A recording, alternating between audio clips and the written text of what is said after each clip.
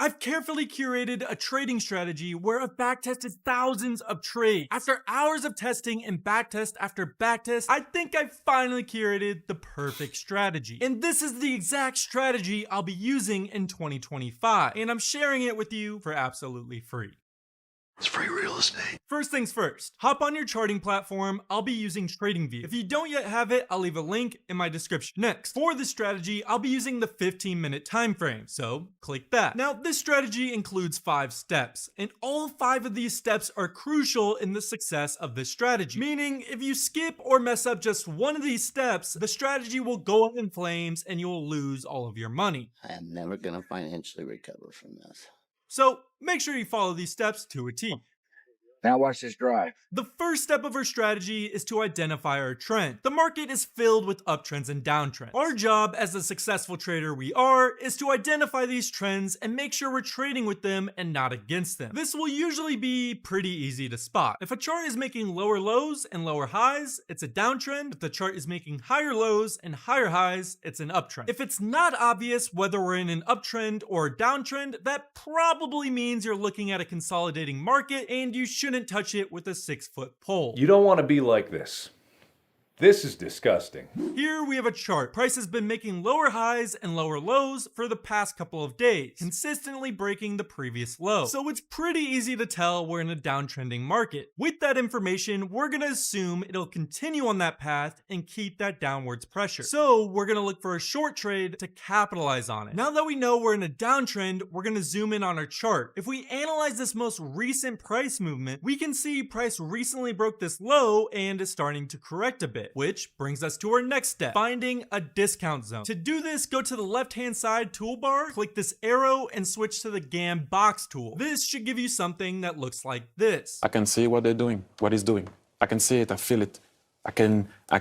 He's cooking. Go to the settings of the tool, uncheck all of these values besides 0, 0.5, and 1. I'll also be changing the color of these values to white so it's not disgusting looking. Next, uncheck the left labels and the right labels, then uncheck all of these time levels. After all of this, you should get something that looks like this. Perfect. If we go back to our example, price broke all of these lows and is in a downtrend. If we go to current time, price recently broke this low and is starting to correct. Step 2 is identifying our discount zones. To do this, mark from the low that broke the recent low to the previous swing high. This will give us our discount zone. Price will naturally want to go to these zones. Since we're in a downtrend and looking for short trades, we only want to look for trades in this upper discount zone. Meaning, if there are any setups in this lower zone, we would ignore them. Our third step is to identify liquidity on the chart. This is arguably the most important step, as liquidity is what gives our trade fuel to move. Liquidity in its simplest form is just a high or a low. Traders will naturally set stop losses above this zone, creating liquidity. So if price ever comes back to this zone, it'll naturally hit all of these traders' stop losses, grabbing all of this liquidity to fuel the trade to head lower. So to put it as simply as I can, liquidity in its simplest form is basically a fake out. Here on our chart, price made a low, a high, then another low, meaning the high can be a perfect point for a liquidity grab, as there will naturally be tons of stop losses from traders above this high. Not only that, but this liquidity is in our discount zone. Remember, the market will always need some form of liquidity before the real move happens. Next is step number 4, and this is supply and demand. Demand is the start of a strong move upwards. Supply is the start of a strong move downwards. An easy way to mark your supply and demand zones is by finding the first candle of said move and marking from the bottom of the candle to the high of the candle. So here we have a strong move upwards. We find the first candle of this move, grab a rectangle tool, and mark from the low to the high of this candle. This is our area of demand. So now we know tons of traders bought very strongly at this price, and we can expect if price ever comes back down to this demand zone again, traders will have the same exact mindset and want to buy at this price again. Same goes for an area of supply. Find a strong downwards move, mark from the low to the high of the candle that started that move. Price price will naturally want to come back to this area of supply, then fall afterwards. So if we go back to our example, price started a strong downwards move from this point. So we grab our rectangle tool, mark from the bottom to the top of that candle that started this downwards move. This will give us our area of supply. Important thing to note though is that our area of supply is above our liquidity and is also in our discount zone. Then finally, moving on to our fifth and final step is to enter the trade. So in order to enter our trade, we have to make sure three things are true. First, we need price to break our point of liquidity, which price has done. Next, we want price to enter our area of supply, which price has also done. Then finally, we want all of this to happen in our discount zone, which it has. We enter the trade as soon as price enters our supply zone, set our stop loss above the area of supply, set our take profit at the low. And after setting up this trade, it gave us a risk to reward of 7.47, which is absolutely beautiful. Another side note, with this strategy, you'll often get beautiful risk to rewards, just like we did here, but a rule to follow is that if our risk to reward is under 2.5, we do not take the trade. So only take trades with a risk to reward that is higher than 2.5. We let the trade play out and get an easy winning trade. Let's do an example for a long trade, shall we? First, we do our first step and identify the trend. Price is making higher lows and higher highs and is making breaks of structure to the upside. So we're in an uptrend and we're only looking for long trade. Next, we grab our GAN box tool and mark from the most recent low to the most recent high to view our discount zone. Since we're only taking long trades, this time our discount zone is at the bottom half of this GAN box tool. So we're only looking for trades in this bottom half. Next, we mark our points of liquidity. There's a low right here, which is also in our discount zone, which is a perfect point of liquidity. Next, mark our area of demand, which is the start of this uptrend starting from this candle. And also note, this area of demand is in our discount zone. Wait for price to come to this area of demand, set our stop loss below the area of demand, and set our take profit at the recent high. Let the trade play out, and we get a beautiful winning trade. This is the exact strategy I'll be using in 2025, and there's a reason for that, because of how well it works in the market. Don't let emotions like fear and greed cloud your judgment. If you follow each and every one of these steps and follow this exact trading plan, you will succeed in 2025.